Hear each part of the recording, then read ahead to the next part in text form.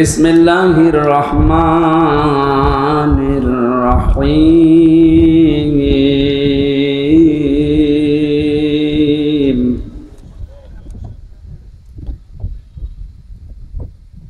ইয়াওমা তাকুনুস সামাউ কাল মুহল ওয়া তাকুনুল জিবালু কাল উইহ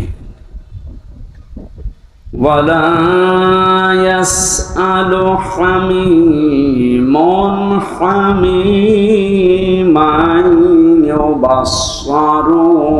يبصرونهم يود المجرم لو يفتدي من عذاب يومئذ ببنيه صدقت يا ربنا. عن أبي هريرة رضي الله تعالى عنه قال قال النبي صلى الله عليه وسلم اتقي دعوة المظلوم فإنها ليس بينه وبين الله حجاب. رواه مسلم. وقال تعالى في شأن رسوله وما زادهم إلا إيمانا وتسليما. اللهم صل على محمد وآله وصحبه وبارك وسلم. কথা বলা যাবে ভাই। বাংলাদেশের ঐতিহ্যবাহী এলাকা ডমনি বাজার মসজিদ কমিটির উদ্যোগে মহাবিশ্বের মহাবিশ্বয় আমাদের মালিক আমাদের মনিব মহান রব্বুল ইজ্জাত আল জালালের মুখের পবিত্র বাণী কোরআন কারীম তাফসীরুল কোরআন মাহফিলের স্বনামধন্য সভাপতি বিশিষ্ট ইসলামী চিন্তাবিদ আপনাদের মসজিদের শ্রদ্ধাভাজন খতিব হাফেজ মাওলানা মুফতি শায়েখ জুনায়েদ আল হাবিব আতালাল্লাহু উমরাহু ওয়া বারাকাল্লাহু ফি হায়াতি। এতক্ষণ যারা আলোচনা রাখলেন মাওলানা হোসাইন আহমেদ মাহফুজ, মাওলানা মুস্তাহিদুর রহমান তানভীর সহ অন্যান্য উলামায়ে কেরাম, আগামীতে যারা আসবেন আলেমদের হায়াতে তাজ্জেবা সিহাতে কুল্লিয়া কামনা করছে আল্লাহ যেন দান করে। মঞ্চে বসা অত্র এলাকার সর্বজন শ্রদ্ধাভাজন ব্যক্তিবর্গ, সামনে বসা মুসলমান ভাইরা, পর্দার আড়ালের সম্মানিতা মা এবং বোনেরা, প্রাণপ্রিয় ঢাকাবাসী, আল্লাহর দরবারে নত শিরে শুকরিয়া আদায় করছি। আফদালুল ইবাদাতি তিলাওয়াতুল কোরআন। এই হাদিসের ব্যাখ্যা অনুযায়ী যত নফল ইবাদত আছে সবচাইতে নফল ইবাদত আল্লাহর কাছে প্রিয় হচ্ছে কোরআনে কারীমের তেলাওয়াত, কোরআনের আলোচনা। বিশ্বনবী মসজিদে নববীতে প্রবেশ করলে বাম দিকে তাকিয়ে দেখলেন কিছু মানুষ আল্লাহর জিকির করছে, ডান দিকে তাকিয়ে দেখলেন কিছু মানুষ আল্লাহর কোরআন নিয়ে ব্যস্ত আছে। নবীজি বললেন দুইটা দল ভালো কাজে আছে, তবে কোরআনে কারীম নিয়ে যারা ব্যস্ত আছে তারা সবচাইতে উত্তম কাজে আছে। এ মুহূর্তে আল্লাহ আমাকে নির্দেশ দিয়েছেন আমি যেন কোরআনে কারীমের এই আলোচনায় শ্রোতা হিসাবে অংশগ্রহণ করি। কিছু টের পেলেন? মুহাম্মদুর রাসূলুল্লাহ সাল্লাল্লাহু আলাইহি ওয়াসাল্লাম যদি এখন বেঁচে থাকতেন আর এই ডমনি এলাকার পাশ দিয়ে যেতেন, কোরআনের ইজ্জতে তিনি এই আলোচনায় অংশগ্রহণ করতেন। এইরকম একটা জায়গায় আল্লাহ আমাদেরকে কিছু সময় বসার তৌফিক দিলেন। জবান খুলে বলছি আলহামদুলিল্লাহ। উনি দারাজ কণ্ঠে কথা বলছিলেন।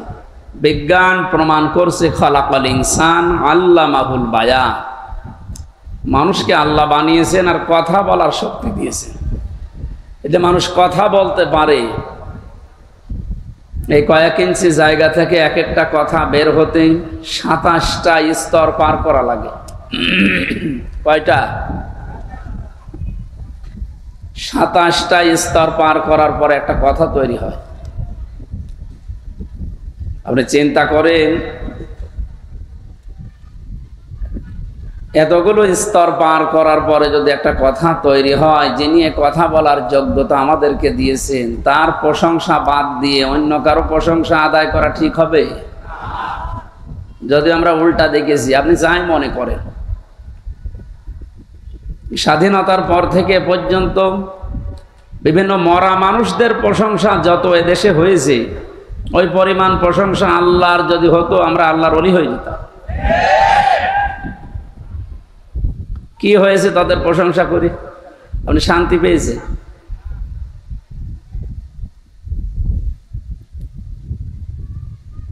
একজন বেদুইন এসেছিল, নবীজি বললেন, কি তোমার এই অবস্থা?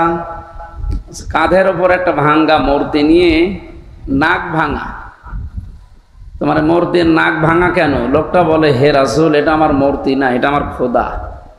এটা সব সময় আমি সঙ্গে রাখি, না জানি কখন কোন বিপদে পড়ি। আজও আমার মনে হয় ১৫০০ বছর আগে এই লোকটা না বুঝে তার খোদাকে সঙ্গে রেখেছিল বিপদ থেকে বাঁচার জন্য।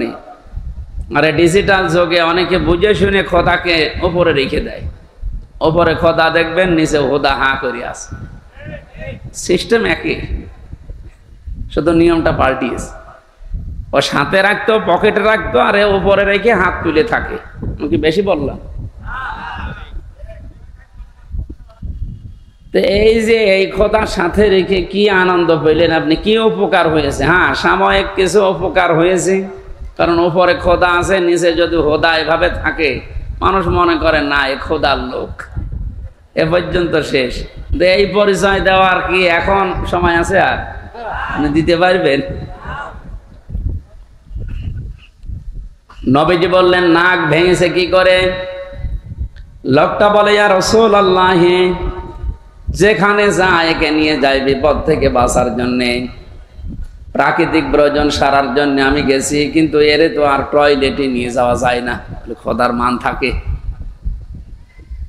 এখান থেকে বাস্তবতা হচ্ছে, যারা টাকার ভেতরে বিভিন্ন মানুষের ছবি দিয়ে সম্মান বাড়াতে চান, ওরে নিয়ে মানুষ যায় কোথায়? সম্মান বাড়ে? বিবেকের কাছে প্রশ্ন করেন, জিজ্ঞাসা করা লাগবে না। একটা মুশরিক, এই লোকটাও তার খোদাকে টয়লেটে নিতে রাজি না, আর আপনি যাকে ওই রকম সম্মান দিয়ে রাখেন, তারে পকেটে করে সব জায়গায় নিয়ে যাচ্ছে। আপনি কথা বুঝে চিল্লাচ্ছেন তো নাকি আন্দাজে? আমি জানি আপনি বুঝতে ফেলেছেন। ঢাকার মানুষ খুব চালাক, এরা হাঁ করলে হাসা দানায় হালসা বোঝে।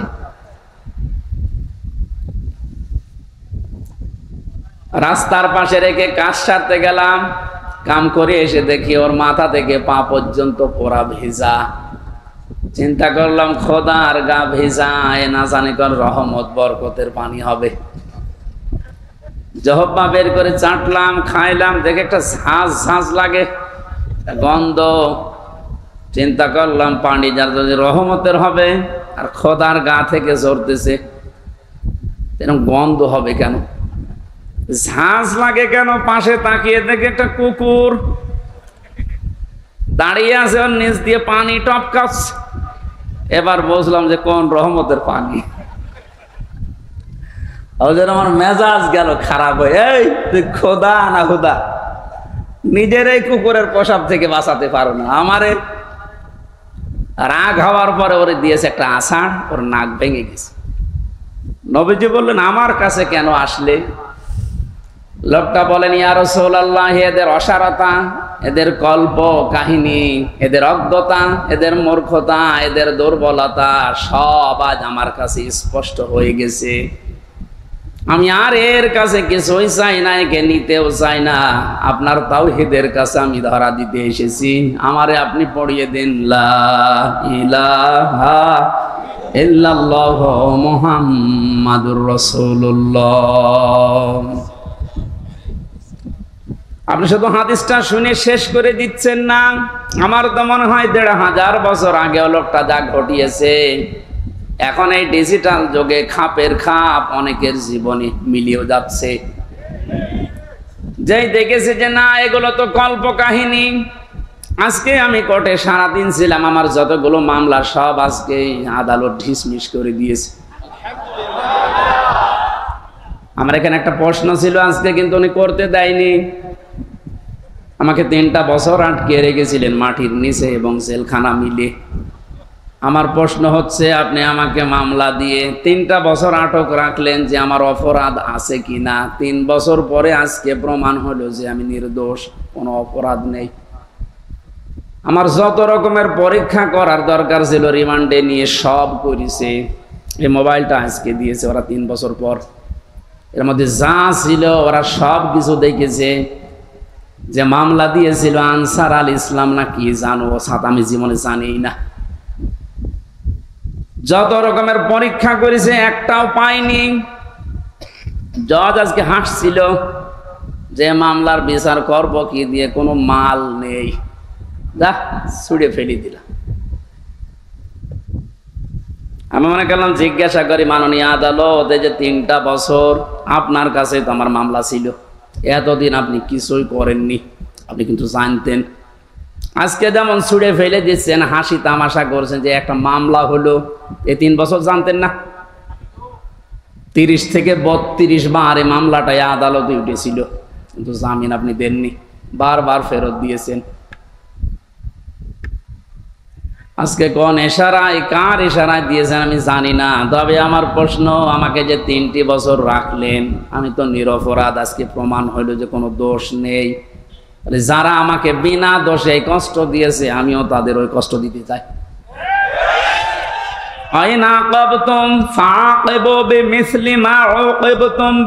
যতটুকু অত্যাচারিত হও অতটুকু করো।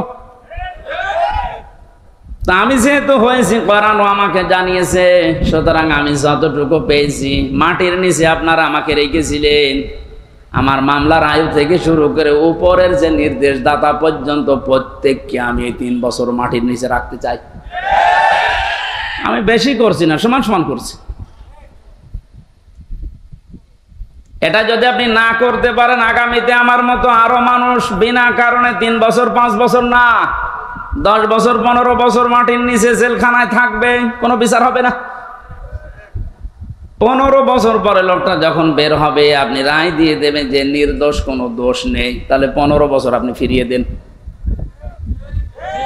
আমার জীবন থেকে আপনি 3টা বছর নষ্ট করে দিলেন। যাদের কথা মতো এই মানুষগুলো তো কিয়ামতে মামলার আসামি হবে, কারণ আল্লাহ আপনাকে মাফ করবে না যতক্ষণ হামজা মাফ না করে। কারণ আপনি আল্লাহর ক্ষতি করেননি, ক্ষতি করেছেন হামজার। ওটা যদি হক্কুল ইবাদ হতো, হক্কুল্লাহ হতো, আল্লাহ মাফ করে দিত। কিন্তু এটা তো হক্কুল ইবাদ, বান্দার হক আপনি নষ্ট করেছেন। যাদের ইশারায় তাদেরকে আপনি বলবেন। এই মানুষগুলো যদি হামজার কাছে মাফ না চায়, কোনো দিন লোকটা জান্নাতে যেতে পারবে না। দ্বিতীয় সিস্টেম হচ্ছে লোকটা জালিম। যারা টপ টু বটন ছিল এতদিন, এরা সবগুলো কোরআনের ভাষায় জালিম। জালিমদের জন্য সবচাইতে আমার ভয় লাগে সূরা শুরার 42 নম্বর আয়াতটা পড়লে, ইন্নামাস সাবিলু আলাল্লাযীনা ইয়াযলিমুনান নাস ইলা আখিরি আয়াত। আল্লাহ পাক বলেন, অবশ্যই আমি আল্লাহ নিজে মামলা দায়ের করব, নিজে অভিযোগ দায়ের করব, কেস করব। শব্দের অর্থ দিকে খেয়াল করেছেন, ইন্নামাস সাবিলু আলাল্লাযীনা ইয়াযলিমুনান নাস। আল্লাহ ইয়াযলিমুনাল মুসলিমুনা দেননি, ইয়াযলিমুনান নাস দিয়েছেন। এটা মজারে বর্তমান ভবিষ্যৎ, প্রেজেন্ট ফিউচার, 2টা কাল নিয়ে আল্লাহ শব্দ দিলেন কেন? কারণ এখন শুধু না, কিয়ামত পর্যন্ত এই আয়াতটা কোরআনে থাকবে না, 2 দিন পর নষ্ট হয়ে যাবে। মানুষ হয়ে যারা মানুষের উপরে জুলুম করে, অত্যাচার করে, এরা হামজার মামলার আসামি না। আমি মামলা দিলেও পারি, না দিলে মাফ করে দিলে হয়ে গেল। কিন্তু না, আল্লাহ পাক বলেন ওরা আমি আল্লাহর মামলার আসামি। আমার তো আয়াত পড়ার পরে বাংলাদেশের দিকে তাকিয়ে মনে হয় এ দেশের অনেক মানুষ এখন অলরেডি আল্লাহর মামলার আসামি হয়ে গেছে।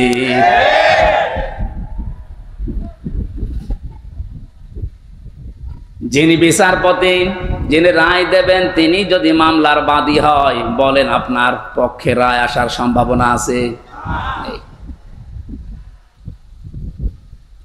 আমার পক্ষে তত বিচারপতি ছিল অনেকগুলো, সিএমএম কোর্টে, জজ কোর্টে, হাইকোর্টে পর্যন্ত, কিন্তু শুধু উপরের নির্দেশ পাইনি, এজন্য লিখে নাই। অথচ যিনি নিজে রায় দেবেন, যিনি নিজে নির্দেশ দেবেন, আলাইসাল্লাহু বিআহকামিল হাকিমিন, সব চাইতে বড় বিচারপতি যিনি, তিনি আল্লাহ আপনার মামলার আসামবাদী। আমার ভয় লাগছে আমরা আবার আল্লাহর মামলার আসামি হয়ে যাচ্ছি না তো? ওয়ায়াবগুনা ফিল আরদি বিগাইরিল হক, অন্যায়ভাবে পৃথিবীতে বিদ্রোহ করে যারা বেড়ায়, এই দুই প্রকার মানুষ আল্লাহর মামলার আসামি। আর এই দুই প্রকার মানুষ এখন বাংলাদেশে বেশি। আগস্টের 5 তারিখ থেকে আজকের এই 2 তারিখ পর্যন্ত তাকান, এই 26-27 দিনে কত ভাবে চেষ্টা চালাচ্ছে কি করে বিশৃঙ্খলা তৈরি করা যায়, বিদ্রোহ করা যায়, দুনিয়া অশান্ত করা যায়। আপনাকেই বলছি, আমি আপনাকে ভালোবাসি, বাঁচাতে চাই। কোরআনের চোখ লাগিয়ে দেখতে পেলাম এই দেশে 5 তারিখের পর থেকে 2 তারিখ পর্যন্ত যারাই শান্ত হয়ে যাওয়ার পরে বিশৃঙ্খলা করার চেষ্টায় আছেন, পৃথিবীর মানুষকে বোঝাতে যাতে দৃষ্টান্ত শান্ত নেই, কত রকমের প্রো তৈরি করে ইস্যু লাগিয়ে আপনি চেষ্টা চালিয়েছিলেন। তওবা করে ফিরে আসেন, নয়তো আপনি আল্লাহর মামলার আসামি। আমি আশা করি আপনি কথা বুঝেছেন। যদি না বোঝার ভান করে উল্টা পাল্টা ধারণা করেন, আপনার কপালে হেদায়েত আল্লাহ দেবে না। এই যে কপালে হেদায়েত দেবে না, এটা তো আমি বানালাম। হ্যাঁ, আল্লাহু লা ইয়াহদিল কওমাজ জালিমিন, ইহদি এটাও মোসারে, বর্তমান, ভবিষ্যৎ, প্রেজেন্ট, ফিউচার। আল্লাহ বলেন আমি জালেমদেরকে হেদায়েত দিচ্ছি না, দেব না। আর সুর তোলা হচ্ছে ওদেরকে মাফ করে দেন, তা আমি মাফ করে করব কি? আল্লাহ তো হেদায়েত দেবে না জালেমদের। কারণ এত কঠিন নিকৃষ্ট আল্লাহর কাছে শব্দটা। নবীজি জানিয়েছেন আয-যুলমু যুলুমাতু ইয়াউমাল কিয়ামাহ, জুলুম কিয়ামতের ময়দানে ঘোর অন্ধকার হয়ে তার সামনে দেখা দেবে, নিজের হাত পর্যন্ত দেখতে পাবে না। এটা যদি 100 ভাগ আমরা বিশ্বাস করে বাস্তবে নিয়ে আসতে পারতাম, জীবনই পাল্টিয়ে যেত। আমি আমার ঈমান থেকে কথা বলছি। যারা এখনো পর্যন্ত এই আয়াতগুলোর সাথে মিলে যাচ্ছেন, আপনি থামেন। মৃত্যুর গড়গড়ানি চলে আসলে তখন কিন্তু আপনার পাশে বসে কালেমা পড়ালেও কাজ হবে না। ঢাকাবাসী, আমি যেটা শিক্ষা দেওয়ার জন্য পর্যন্ত আসছিলাম, আজ বহু মানুষের কল্প কাহিনী, মিথ্যাচার, মিথ্যা রচনা, অনেক ষড়যন্ত্র, বিশেষ করে উল্টা পাল্টা সব যেহেতু আমাদের কাছে ধরা পড়ছে, দলে দলে পালে পালে দেখতে পাচ্ছি মানুষ বুঝে হোক না বুঝে হোক এখন ইসলামে আসা আরম্ভ করে দিয়েছে। এটা কেন দিল? কোরআনে কারীম জানিয়েছে ইযা জাআ নাসরুল্লাহি ওয়াল ফাত ওয়া রাআইতান নাসা ইয়াদখুলুনা ফি দীনিল্লাহি আফওয়াজা। আল্লাহ পাক বলেন, হে নবী, যখন আমার সাহায্য আসবে তখন আপনি বিজয় দেখতে পাবেন। কিছু না হলেও কিছু আমরা পেয়েছি। আল্লাহর সাহায্য আসার কারণেই কিন্তু আমরা বিজয়ের স্বাদ পেয়েছি। মানুষ যে পরাধীন থাকলে কি হয়, এটা এই 27 দিন আমি টের পেয়েছি। সবচাইতে বেশি টের পেয়েছিলাম মাটির নিচে যতদিন ছিলাম। ওই সময় চোখের ওপরে কালো কাপড় বাঁধা, আমার হাতে পেছনে হ্যান্ডকাপ দেওয়া, পায়ে ডান্ডা বেড়ি দেওয়া, মাজায় দড়ি দিয়ে যখন টেনে নিয়ে যেত, মনে হচ্ছে এ পৃথিবীতে সব চাইতে বড় অসহায় আমি। মাটির নিচে অবস্থায় ছিলাম, আপনারা উপরে যারা ছিলেন বিবেক দিয়ে বলেন তো, আপনারা অসহায় ছিলেন না?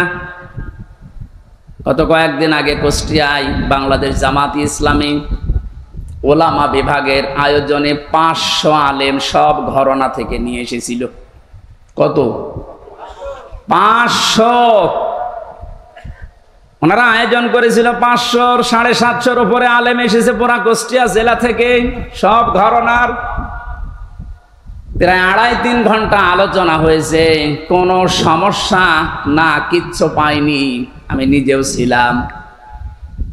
আপনি একটু ভাবেন তো, 5 তারিখের আগ পর্যন্ত 500 না 5 জন আলেম এক জায়গায় বসলে নিরাপদে থাকতে পারত?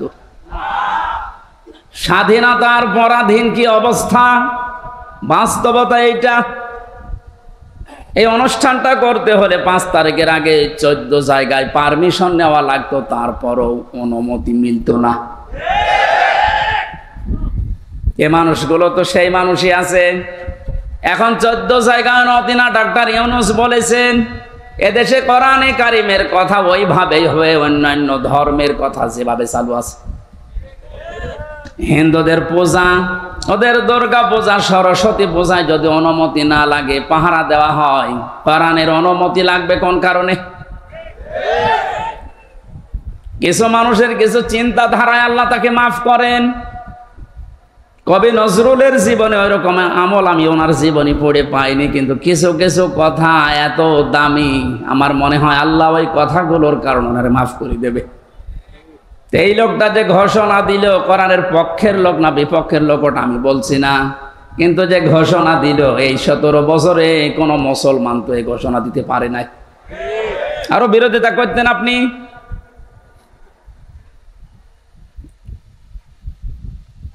অন্যান্য ধর্মের অনুষ্ঠানে যদি অনুমতি না লাগে, মুসলমানদের কোরআন প্রচারে প্রসারে অনুমতি নেওয়া লাগবে। কোন কারণে? কোনো অনুমতি আজকে থেকে নেওয়া লাগবে না।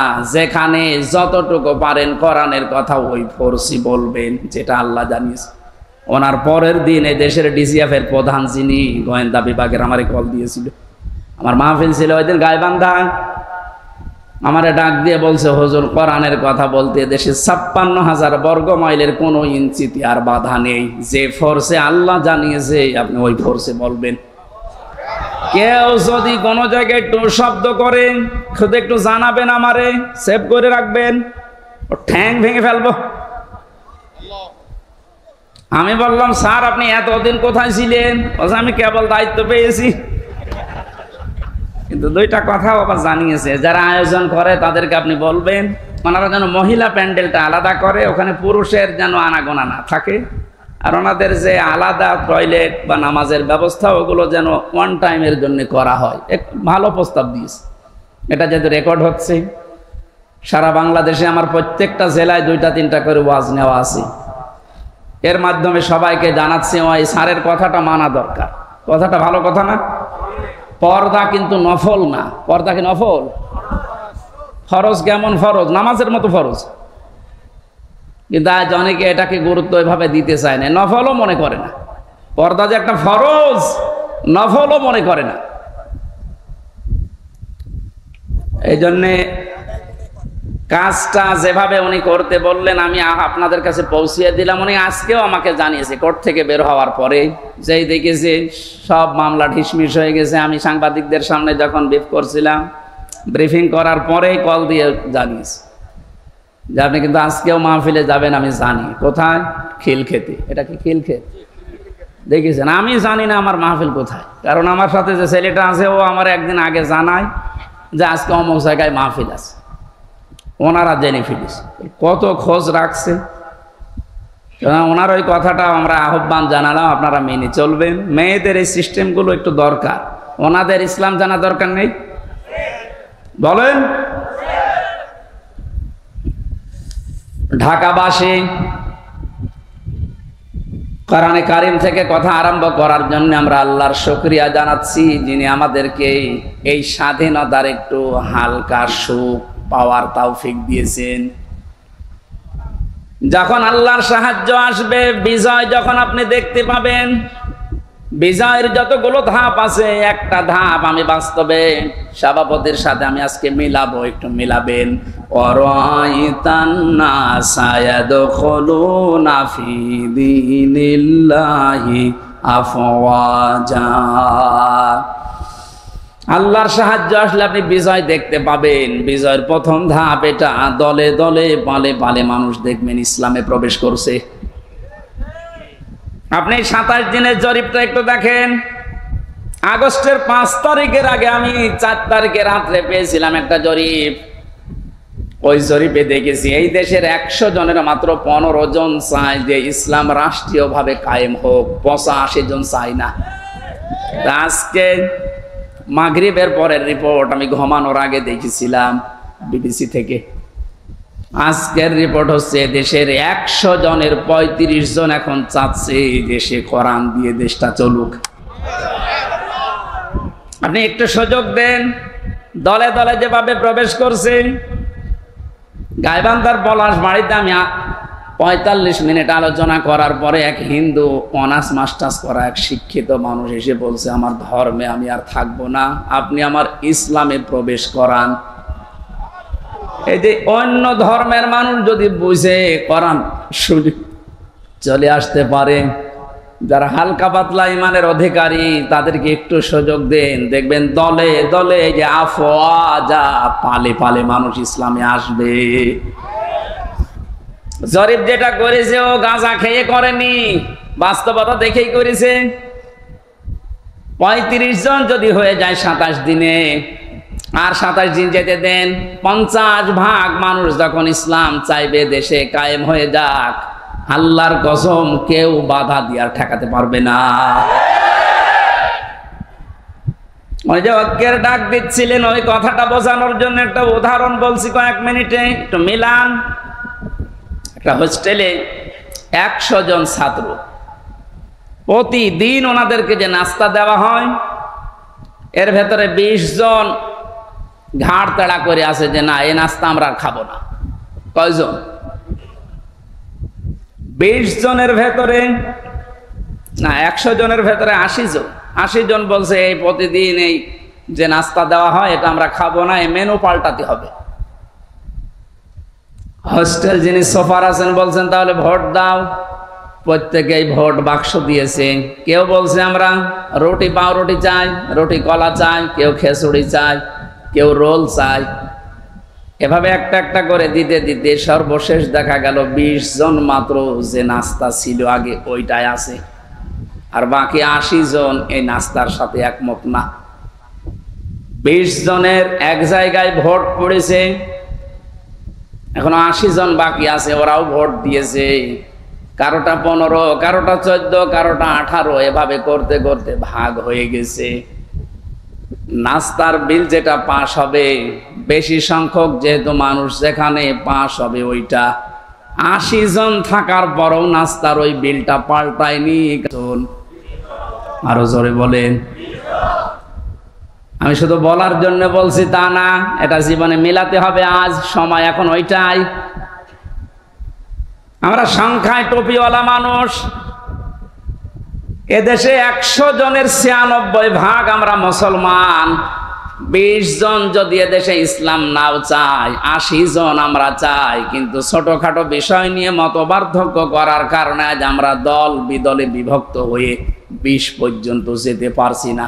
18, 17, 15। জেলখানার ভেতরে আমি ছিলাম মাওলানা মামুনুল হকের সাথে 3টা বছরই। উনি মাঝে মাঝে বলতেন, হামজা বাইরে থাকতে ভাবতাম কি, আর ভেতরে এসে বুঝতেছি কি। এখন যে পাল্টিয়ে যাব, কে বুকে হাত বাঁধে, কে আমিন জোরে বলে, কে নবীকে দাঁড়িয়ে সালাম দেয়, কেউ বসে সালাম দেয়, ওসব সব বাদ। আল্লাহ একজন আছে, রাসূল একজন আছে, কোরআন আছে, কথা বিশ্বাস যারা করে তাদেরকে এক জায়গায় নিয়ে আসা লাগবে। ইহুদি, খ্রিস্টান, বৌদ্ধ, মুশরিক যারা, ওরা কিন্তু এই ধোঁয়াগুলো তুলে আমাদেরকে আলাদা আলাদা করে রেখেছে। এই জন্য 80 জন হওয়ার পরও 20 জনের সাথে পারছি না। এক কথা বলছেন। যেভাবে চলতেছে আশা করছি কোরআনের এই আয়াতটা বাস্তবে আল্লাহ আমাদেরকে দেখাবেন। আরাআইতান নাসা ইয়াদখুলুনা ফি দীনিল্লাহি আফওয়াজা, দলে দলে পালে পালে যেভাবে মানুষ ইসলামে দীক্ষিত আর আরম্ভ হয়েছে, আল্লাহ পাক যেন চর্ম চোখে দেখার তৌফিক দেন যে কোরআন দিয়ে ৫৬,০০০ বর্গ মাইল চলছে। শোক এবং শান্তি শব্দ দুইটা। শোক ৩টি বিষয়ের নাম, শান্তি ৪টা বিষয়ের নাম। বাস্তবে ছোট জীবনে বহু দেশ আমি ঘুরেছি। আমি আকিস গ্রুপে চাকরি করতাম খতিব হিসাবে। ওনারা একটা ভিসা লাগিয়ে ২৭টা দেশ আমার একবারে ঘোরানোর ব্যবস্থা করে দিয়েছিল। যদিও ৩ বছর জেলে থাকার কারণে আমার ভাগ্য হয় নাই, তারপরও আমার ব্যক্তিগতভাবে বহু দেশে আমি গেছি। সুখ শান্তি এটা কিনতে পাওয়া যায় না। আল্লাহ পাক সুখ এবং শান্তি নিজের পক্ষ থেকে দান করেন। এজন্য ৫৩ বছর হয়ে গেল, সুখ শান্তি দুইটার একটা আমরা এখনো পাইনি, অনুধাবনও করতে পারছি না। কারণ চলছিল এই ৫৩ বছর মানুষের তৈরি করা নিয়ম নীতি দিয়ে। বাবা চালিয়েছিল, আমি দেখি নাই, ওই মুরব্বীরা দেখেছে। বাবারটা দেখে নাই, স্বামী চালিয়েছিল, ওনারা দেখেছে, আমি তো দেখি নাই। আমার ৯২ সালে জন্ম। চাচা চালিয়েছিল, বউ চালিয়েছে, ভাবিও চালিয়েছিল, সবগুলোই আমরা দেখেছি। শুধু কোরআন দিয়ে দেশ চললে কেমন দেখা যায় আজও দেখিনি। দেখেছেন? এটা দেখেছেন? দেখেছেন? এটা দেখার দরকার না যে এটা দিয়ে চললে কেমন লাগে? আন্দাজে চিল্লানো না, সত্যি সত্যি মন থেকে বলবেন। যদি চান ওই ৩৫ জনের ভেতরে আপনি যেন থাকেন যে হ্যাঁ এইটা দিয়ে দেশ যেন চলে, আমি এটা দেখতে চাই, হাত তোলেন তো, লিল্লাহি তাকবীর।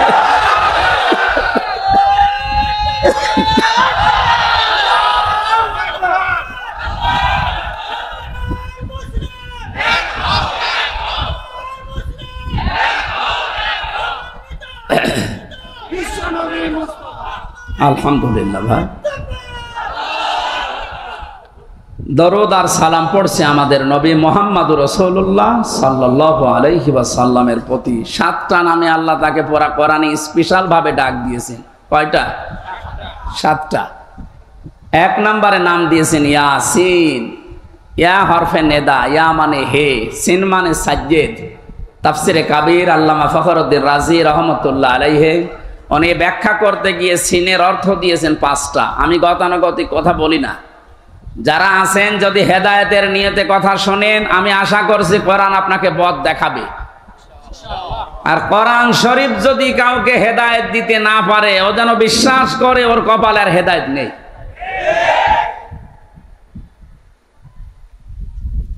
মানিত্তাবাল হুদা বিগাইরিল কোরআন আদাল্লাহুল্লাহ। তিরমিজি শরীফের হাদিস।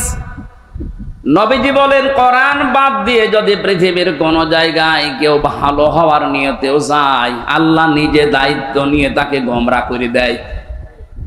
ও ঢাকাবাসী শব্দের দিকে খেয়াল করেন, হুজুর আছেন আদাল্লাহুল্লাহ ভাবে ইফাল। নবী যদি দল্লা দিতেন তাও অর্থ হয়ে যেত। দল্লা ইয়াদিল্লু না দিয়ে আদাল্লা ইয়াদিল্লু দিয়েছেন। দল্লা শব্দটার বাংলা অর্থ হচ্ছে আপনি নিজেই নিজেকে খারাপ বানিয়ে ফেলেছেন। আর আদাল্লা মানে আল্লাহ নিজে দায়িত্ব নিয়ে আপনাকে নিজে খারাপ বানিয়ে দিয়েছে। এ কথাটার অর্থ কি? কোরআন যেখানে নেই ওই জায়গায় যদি কেউ ভালো হওয়ার নিয়তেও যায়, ওকে খারাপ বানাবে হামজা কে? বলেন বলেন। হেদায়েত দেওয়ার একচ্ছত্র মালিকানা কার? দুনিয়ার কারো হাতে আল্লাহ দিয়েছেন, এমনকি নবীর হাতেও দেন নাই। এই জন্য নবী নিজের চাচা কেউ পারে নাই। এই হাদিস দ্বারা বোঝা যায় কোরআন যেখানে নেই ওই জায়গায় যদি আপনার নিয়ত ভালো থাকে, আল্লাহ কিন্তু আপনাকে ছাড়বে না। আপনি গেলেন কেন? এর বাস্তব প্রমাণ বাংলাদেশের মাজারগুলো। আপনি তাকান, আমার কুষ্টিয়ার লালনের মাজার, অনেকেই তো যায় ওখানে আল্লাহর ওলি ঘুমিয়ে আছে এই কথা মনে করে, কিন্তু কোরআন ওখানে চলে না, ওখানে চলে শুধু গাঁজা। আমি তো যতটুকু জানি বা দেখেছি, সারা দেশ মিলে আপনি যে কয় মন গাঁজা না পাবেন, লালনের মাজারে তার থেকে বেশি গাঁজা পাবেন। রাত 9টার পরে গেলে দেখবেন সব অন্ধকার, পুলিশ পাহারা দিয়ে গাঁজা খাওয়াচ্ছে। আমি একবার গিয়েছিলাম রাত 9টার পরে বাড়ির পাশে, তো গিয়ে দেখছে একটা ন্যাংটা, কিচ্ছু নেই, ওরে দুধ খাওয়াচ্ছে। কে এরে দুধ খাওয়ান? ওরা হুজুর আল্লাহর ওলি। আল্লাহর ওলি মানে? হ্যাঁ, এর ভেতরে মাল আছে। মাল যা আছে সব তো দেখা যাচ্ছে, নতুন কোন মাল দেখা? ওই মাল তো সবার আছে, খালি বেচার প্রতি মানিকেরটা নেই, ওটা উড়ে গেছে। ওনাকে বলেছে যে আমার বিসি নিল কে, এখন বেশি খুঁজতে পারছে না। ইসলামের যে ক্ষতি করেছে এই লোকটা, আলেমদের যে দুশ্মন ছিল, আল্লাহ আমার মনে হয় সরাসরি হাত দিয়ে দেখিস। আমার জীবনের শখ যে আল্লাহ যদি পৃথিবীতে আর কিচ্ছু না দেখায়, কোনো আফসোস আমার জীবনে নেই, আল্লাহ বলে যে ধরা ধরিস। এই কথা বলছেন?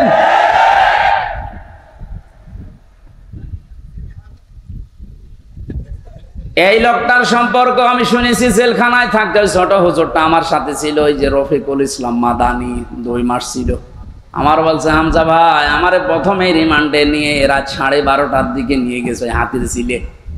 ওরা উলঙ্গ করেছে আমারে, আমি তো এমনি ছোট মানুষ, আমার জিনিসপত্র ছোট, আসলেও ছোট। আমারে নিয়ে পুরা উলঙ্গ করে একটা সিগারেট হাতে ধরিয়ে দিল। অন্ধ উলঙ্গ মেয়ে লোক কোন জায়গা থেকে যেন নিয়ে আসলো, রাস্তার 2 পাশে ব্যারিকেড দিয়ে বন্ধ করা। এটা কোরআন শরীফ আমার সামনে, একেবারে সত্য বলছি। আমাকে যা বলেছে ওই ফাঁসির কয়েদখানায় তাই বলছি। অর্ধ উলঙ্গ মেয়ে লোকটা আমার পাশে দাঁড় করিয়ে ছবি তুলছে আর বলছে এটা সকালে ছেড়ে দেব, দেশের মানুষ বুঝবে যে হুজুর কেমন। এত অসহায় লাগছিল ওই সময়, আমি তো এমনিতে ওদের সাইজে চাইতে একেবারেই ছোট, আর মেয়েটা আমার ওর কাঁধ পর্যন্ত আমি অর্ধ উলঙ্গ, কোথা থেকে যেন ভাড়া করে নিয়ে এসেছে। আমার হাতে সিগারেট দিয়ে, যেটার গন্ধ শুকলে আমার বমি আসে, ওইটা ধরিয়ে নিজে 2 টান দিয়ে আমার কাছে দিয়ে বলছে এভাবে ধরে থাক, অস্ত্র তাক করা আছে, কিচ্ছু করার নেই। ছবি তুলছে, এটা ছেড়ে দেব সকালে। আমি যেহেতু মজলুম আর বিশ্বাস করি মজলুমের দোয়া কবুল হয়, ইত্তাকি দাওয়াতাল মাজলুম। নবীজি বলেন দুনিয়াতে আর যাই করো মজলুমের বরদোয়া থেকে নিজেকে বাঁচিয়ে রেখো। ফাইন্নাহা লাইসা বাইনাহু ওয়া বাইনাল্লাহি হিজাব, কারণ মজলুমের মাঝে আর আল্লাহর মাঝে কোনো পর্দা থাকে না। ওই হাতির ঝিলের ওই পানির পাশে দাঁড়িয়ে আল্লাহর কাছে বলেছিলাম, মাবুদ যে অবস্থা করছে আমার তো কিচ্ছু করার নেই, তুমি দেখতে পাচ্ছ। এক এসআইকে ডাক দিয়ে বললাম, ভাই আপনারা যা করছেন আমার সাথে, এ কি হারুন স্যার জানে? জানে না মানে? উনি তো করাচ্ছে। যেই বলেছে উনি করাচ্ছে, কারণ রিমান্ডে উনি তো মাঝে মাঝে এসে আমারে প্রশ্ন করতো, তখন কি ফেরেস্তার মতো কথা বলতো, অথচ ভেতরে ভেতরে ওই এত খারাপ অবস্থা আমার করলো। আল্লাহ তুমি সব দেখেছো, আমারে যেভাবে ওরা অপমান করেছে ওকেও এইভাবে করুক। আমার মনে হয় আল্লাহ কারেন্টের মতো ওর দোয়া কবুল করেছেন। দেখেছেন না, ও এখন 3 ইঞ্চি, কয় ইঞ্চি? সারা দুনিয়া এখন জানে, ওর নাম অনেকে জানে না, কিন্তু ও যে 3 ইঞ্চি ও সবাই জানে, মহিলারা পর্যন্ত জানে যে 3 ইঞ্চি। ছোট হুজুরের দোয়াটা একেবারে মাজলুম, যেহেতু আল্লাহ কবুল করে দুনিয়ায় দেখিয়েছে, পরবর্তী কি করবে সেটা আল্লাহ ভালো জানে।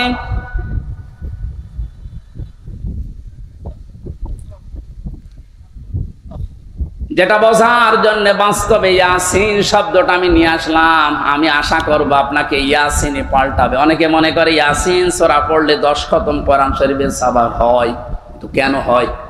এখানে 83টা শিক্ষা আছে। এর প্রথম 5টা শিক্ষা হচ্ছে সিনের ভেতরে।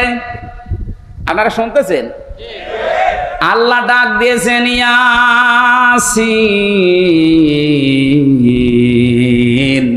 হে নেতা। ইয়া মানে হে, সিন মানে সাজ্জেদ, সাজ্জেদের বাংলা অর্থ নেতা। মুফাসসির 5টা অর্থ দিয়েছেন তাফসিরে কাবীরে। 1 নম্বরে সাজ্জেদুল বাশার, 2 নম্বরে সাজ্জেদুল আলামিন, 3 নম্বরে সাজ্জেদুল কাউনাইন, 4 নম্বরে সাজ্জেদুল আম্বিয়া, 5 নম্বরে সাজ্জেদুল মুরসালিন।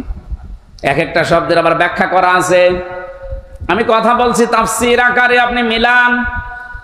প্রথম নম্বর অর্থ হচ্ছে সাজ্জেদুল বাশার, আল্লাহর ঘোষণা দেওয়া মানুষের জন্য একমাত্র নেতা আদর্শ একজন, তার নাম মুহাম্মদ রাসূলুল্লাহ।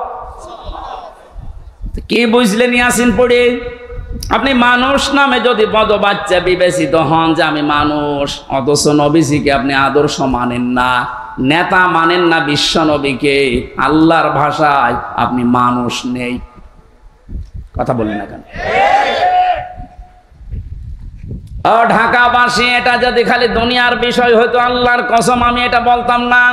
এটা সম্পর্ক আখিরাতের সাথে। ওদের যে আয়াত পড়েছিলেন, আয়াতটাতে ছিল ওয়া কুল্লুহুম আতিহি ইয়াউমাল কিয়ামাতি ফারদা। সূরা মরিয়মের 95 নম্বর আয়াত। আল্লাহ পাক বলেন কিয়ামতের দিন প্রতিটি মানুষকে বিচারের প্রথম ধাপে আমি ডাক দেব স্রেফ একা একা। কয়জন করি? কেউ থাকবেন আপনার সাথে, আপনি স্রেফ একা থাকবেন। বিচারের দ্বিতীয় পয়েন্টে আল্লাহ ডাক দিয়েছেন এবার আর একা ডাকবেন না। ইয়াউমা নাদউ কুল্লা উনাসিম বিইমামিহিম। সূরা বানী ইসরাঈল 72 নম্বর আয়াতের প্রথম অংশে আছে। আল্লাহ বলেন কিয়ামতে প্রতিটি মানুষকে আবার বিচারের দ্বিতীয় ধাপে, আমাদের যেমন প্রথম সিএমএম কোর্ট, এরপরে জজ কোর্ট, প্রথমে আল্লাহ আপনাকে একা ডাকবে, দ্বিতীয় সিস্টেমে যে একা না, আপনার নেতা সহ ডাকবে। কে সহ? আপনার নেতা সহ আল্লাহ এবার ডাক দেবেন। আগে নেতা, এরপরে কর্মী। যেহেতু আপনারা শিক্ষিত মানুষ, বিবেক আপনাদের বেশি কাজ করার কথা, নিজের দিকে তাকিয়ে বলেন তো, আপনি দুনিয়ার স্বার্থে হোক আর যে স্বার্থেই হোক, যাকে নেতা মানেন, আদর্শ মানেন, ওই লোকটা যদি কিয়ামতে আপনার সামনে থাকে, পেছনে আপনি দাঁড়িয়ে আছেন, আগে তো আল্লাহ তাকে দেখবে। এক কথা বলেন এখানে, কি মনে হয় আপনার যে ওই লোকটাকে যদি আল্লাহ দেখে আপনাকে মাফ করে দেবে? ওরে দেখলেই তো আল্লাহর আগে রাগ হয়ে যাবে। আপনার নেতা যদি হয় ইনুর মতো, যারে মানুষ লাথি দিচ্ছে, লাথি দেয়নি কয়েকদিন আগে? আপনার নেতা যদি হয় মেননের মতো, যারে মানুষ পচা ডিম খাওয়াচ্ছে, কি মনে হচ্ছে আপনার? শুধু হাসির খোরাকি না, বাস্তবে নিয়ে যান।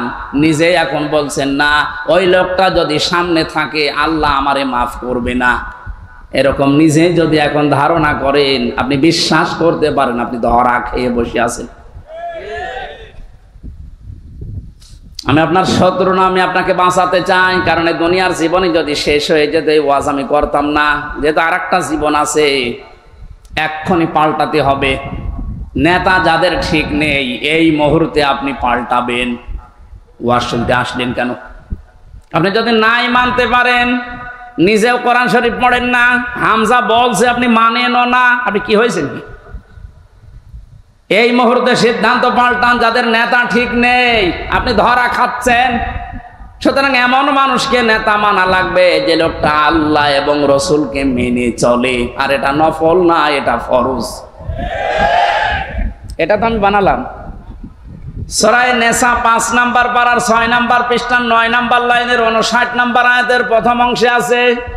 আমি যতগুলো তাফসীর বিশ্ববিদ্যালয়ে থাকাকালীন মিলিয়েছি, সব মুফাসসির এই মাঝখানে যে আতিউ এই শব্দের ব্যাখ্যায় একমত। আল্লাহ পাক বলেন ইয়া আইয়ুহাল্লাযীনা আমানু আতিউল্লাহা ওয়া আতিউর রাসূলা ওয়া উলিল আমরি মিনকুম। ওহে যারা ঈমানের দাবি করো, তাদেরকে বলছি আমি আল্লাহর আনুগত্য করো, আমার রাসূলের ইতাআত করো, আনুগত্য করো। এই দুইটা জায়গার আগেই দেখবেন আতিউ এই ফেল আছে, ভার্ব, এটা ক্রিয়া। এটা আল্লাহ নবীজির নামে আর নিজের নামে রেখেছেন, কিন্তু উলিল আমরি মিনকুম এর আগে আতিউ দেননি। সব মুফাসসির একমত, আল্লাহ রাসূলকে মানতে হবে, কোনো প্রশ্ন করা যাবে না। কথা বলে না কেন? আল্লাহ রাসূলের পরে কিয়ামত পর্যন্ত যারা নেতৃত্ব দেবে দুনিয়ায়, যে মানুষগুলো এই পৃথিবীর নেতৃত্বে আসবে, উলিল আমর যারা, তাদেরকে যদি মেনে চলতে হয় নেতা হিসাবে, অবশ্যই দেখা লাগবে এরা আল্লাহ রাসূলকে মেনে চলে কিনা। যারা আল্লাহ রাসূলকে মেনে চলে না, তাদের জন্য রাজনীতি করা জায়েজ নেই। নেতা হওয়া, নেতৃত্ব দেওয়া, তাদের নেতৃত্ব মেনে নেওয়াও জায়েজ নেই। এটা রাজনীতি মনে করে যদি চলে যান, আপনার কপালে আগুন লাগবে। সূরা বাকারার 124 নম্বর আয়াত, وَإِذِ ابْتَلَى إِبْرَاهِيمَ رَبُّهُ بِكَلِمَاتٍ فَأَتَمَّهُنَّ قَالَ إِنِّي جَاعِلُكَ لِلنَّاسِ إِمَامًا। হযরত ইব্রাহিমের কথা স্মরণ করো। আল্লাহ নিজে বলছেন, আমি পদে পদে তাকে বাক্য দিয়ে পরীক্ষা করেছিলাম। যতগুলো পরীক্ষা ইব্রাহিমকে নিয়েছি, কোরআন শরীফে আমি পেয়েছি ইব্রাহিম নবীকে আল্লাহ পরীক্ষা করেছিলেন 50টা। কয়টা বলেন বলেন? 50টা পরীক্ষায় তিনি উত্তীর্ণ, একটাও ফেল করেননি। আল্লাহ রাব্বুল আলামিন এত খুশি হয়েছিলেন, তিনি ডাক দিয়েছেন, ইব্রাহিম আমি তোমাকে মানব জাতির জন্য নেতা বানিয়ে দিলাম। হযরত ইব্রাহিম বলেছিলেন, হে আল্লাহ, এই যে নেতৃত্ব দেওয়ার গুণাবলী, নেতা হওয়া, এটা কি শুধু আমি একাই পেলাম? ক্বালা ওয়া মিন যুররিয়াতি, নাকি আমার সন্তানাদি যারা দিয়া কিয়ামত পর্যন্ত আসবে এরাও কি নেতা হতে পারবে? আল্লাহ সঙ্গে সঙ্গে সাফ ঘোষণা দিয়েছেন, ক্বালা লা ইয়ানালু আহদিজ জালিমিন। ইয়ানালু এটা মোজারে, বর্তমান, ভবিষ্যৎ, প্রেজেন্ট, ফিউচার। আল্লাহ পাক বলেন, তোমার সন্তানাদি কিয়ামত পর্যন্ত যারা আসবে তারা নেতা হতে পারবে, নেতৃত্ব দিতে পারবে, ইমাম হতে পারবে, কিন্তু জালেমদের জন্য আল্লাহর এই ওয়াদা নেই। ইয়াতে মুফাসসিরিন ইকরাম ফি জিলালিল কোরআনে লিখেছেন সাইয়্যিদ কুতুব, যে দুনিয়ায় যারা জুলুম করে, সে নিজের উপরে হোক, পরিবারের উপরে হোক, সমাজের উপরে হোক, রাষ্ট্রের উপরে হোক, জনগণের উপরে হোক, যারা জুলুম করবে তাদের জন্য নেতা হওয়া, নেতৃত্ব দেওয়া, রাজনীতি করা জায়েজ নেই, হারাম। অথচ বাংলাদেশে তো উল্টা, যে যত বড় জালেম সে তত বড় নেতা। বেশি বলে ফেললাম?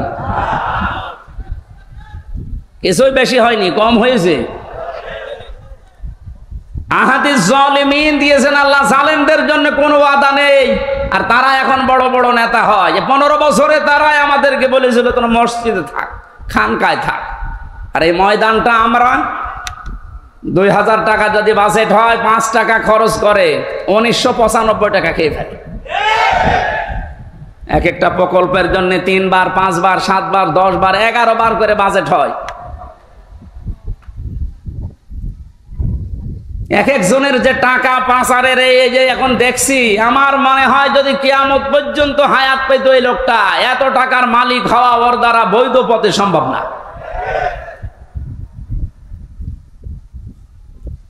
জানি ইয়াসিন শুধু পড়লে 10 খতম কোরআনের সওয়াব হয়, তা আপনি তো মানবেন। ইয়াসিনের প্রথমটাই তো মানেন না। এই নেতৃত্বের কথা বললেই বলে রাজনীতি। আরে ভাই, রাজনীতি মানে রাজনীতি এটা কোরআনের পাঠ না। 903 জায়গায় আছে রাজনৈতিক কথা, ডাইরেক্ট ইনডাইরেক্ট মিলে। আপনি সেইটাকে অস্বীকার করে না বোঝার ভান করে চলে যাবেন, আর আল্লাহ আপনাকে ছেড়ে দেবে।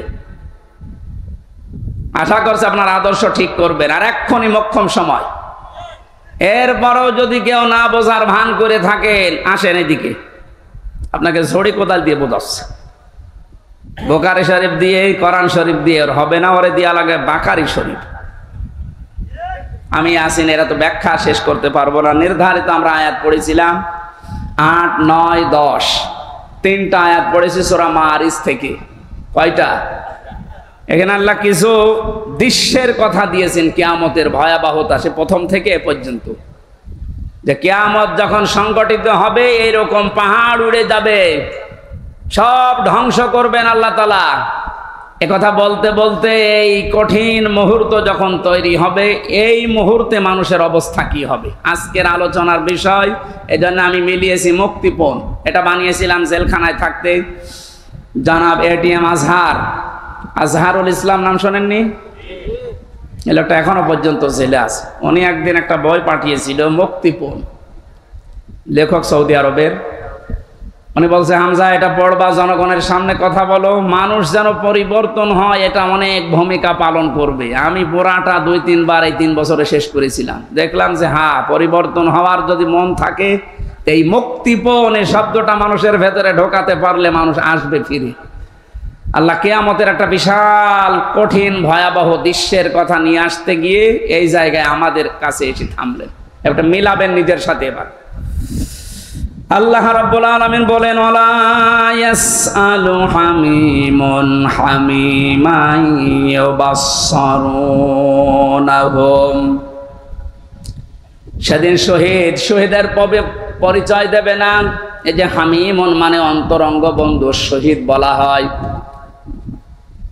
একে অন্যের যখন দৃষ্টিগোচর করা হবে, একে অন্যের সামনে যখন নিয়ে আসা হবে, কেউ কারো পরিচয় দিতে চাইবে না।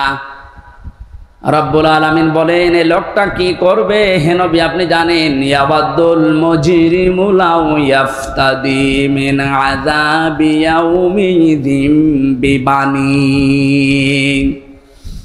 এই লোকটা মুক্তিপণ হিসাবে নিজের সন্তানকে প্রথমে আল্লাহর কাছে বলবে, আল্লাহ এটা দিয়ে দিলাম, আমার এই ছেলে মেয়ে দিয়ে দিলাম, আপনি আমাকে বাঁচান আজকে। আমি আয়াতটা পড়ার পরে মিলিয়েছিলাম আমার ফারিহার সাথে।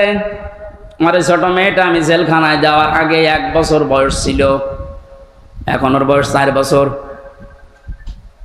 ওর কথা যখন মাঝে মাঝে মনে হতো, আমি একটার সাথে মিলাতাম যে বিবানী, আল্লাহ কিয়ামতের দিন সন্তান মানুষ দিতে চাইবে মুক্তিপণ হিসাবে, তো এটা তো আমার সাথে মিলছে না।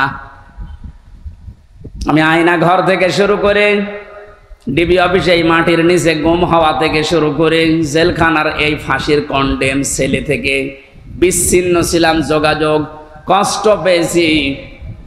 কিন্তু আমার মেয়েটাকে আমি যে ভালোবাসি এখনো পর্যন্ত, আল্লাহ রসুলের পরে পৃথিবীতে সবচাইতে বেশি ভালোবাসি এখনো আমার ওই ছোট মেয়েটাকে।